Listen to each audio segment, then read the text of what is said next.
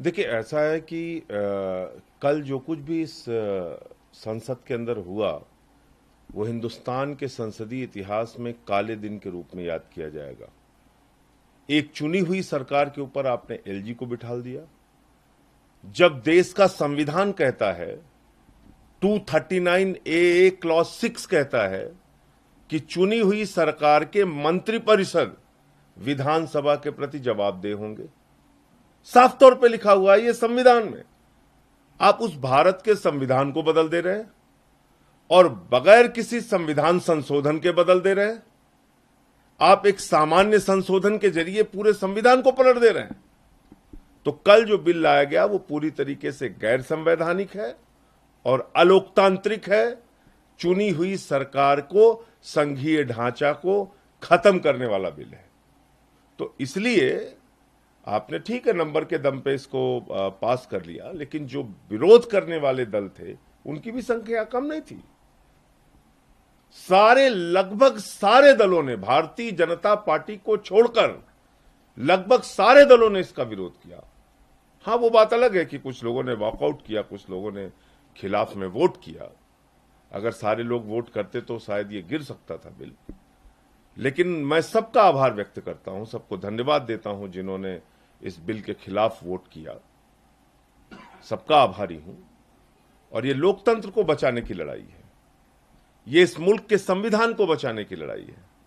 अगर संविधान नहीं होगा तो ये संसद नहीं होगी, ये विधानसभाएं नहीं होंगी, हिंदुस्तान नहीं बचेगा अगर संविधान नहीं बचेगा तो। क्योंकि हमारा देश एक संविधान से चलता है। आपने उसको पलट दिया।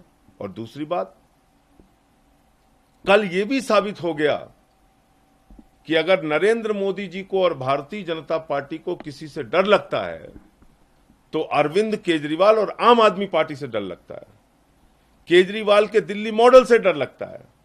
फ्री बिजली, फ्री पानी, फ्री चिकित्सा, फ्री शिक्षा, जिस मॉडल की स्वीकार्यता गुजरात तक में हो गई, गुजरात में हमने भारतीय जनता पार्टी को हरा दिया, उससे डर लगता है।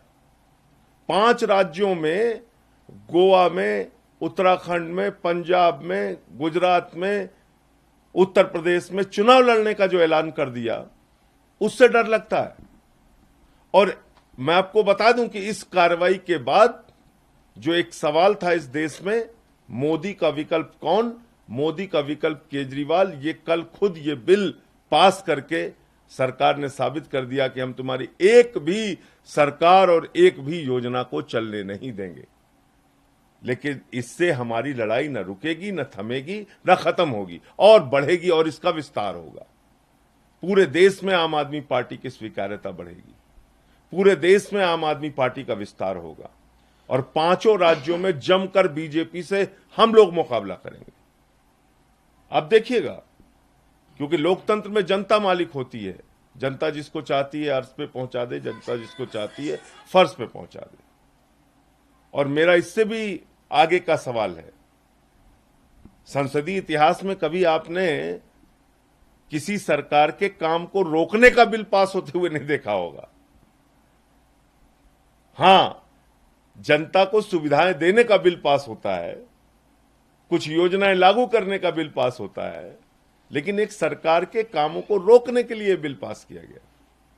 तो कुल मिलाकर जो कुछ भी कल हुआ वो संसदीय इतिहास में एक काला दिन था। और मुझे लगता है कि जनता इस देश की सब कुछ देख रही है, वो इस देश की मालिक है, वो इनको माफ नहीं करेगी वक्त आने पर। अब आगे कैसे इस लड़ाई को आप लोग अपनाएंगे, सरकार आगे कैसे? इस तमाम तरीके के विकल्पों पर हमारी पार्टी विचार कर रही है। जब इस पे कोई अंतिम फैसला हो जाएगा तो जरूर आप लोगों को सूचित करेंगे।